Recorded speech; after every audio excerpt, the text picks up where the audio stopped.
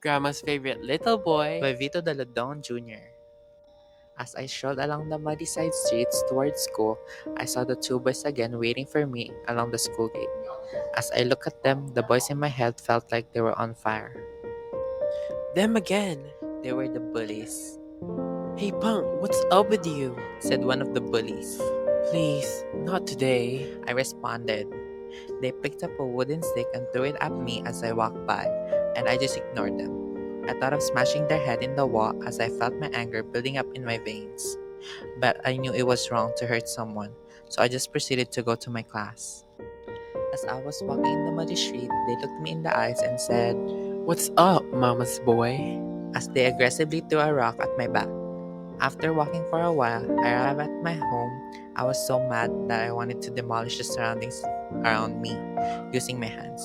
So as I walked into the grassy field garden of my grandma, I approached her and talked to her about it. Hello po, Lola. I greeted my lola. Kamusta ka naman? Ang school mo, apo? She asked me. I'm not well. I have this anger built up inside of me. I responded. Why? Lola asked. There are these two bullies in my school who are always picking on me.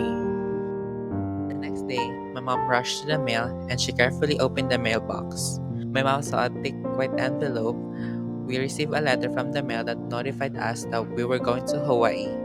It was a letter sent by my auntie from Hawaii. She wanted us to come to Hawaii because she wanted us to have a better life and opportunity. My family was so excited. I went to my lola and told her that I'm gonna miss her and I was finally going to be away from those bullies. The day we left, I was whimpering on my mom's shoulder because I was scared that I was never gonna see Lola again. We headed to the airport and we waited for the plane to arrive.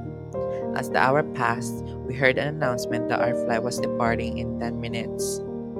As we were walking by, I realized that I should have made more good memories with Lola because she wouldn't be always there. We arrived in Hawaii and I felt sad and excited at the same time.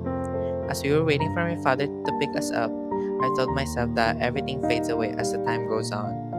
Maybe it's time for me to start a new life.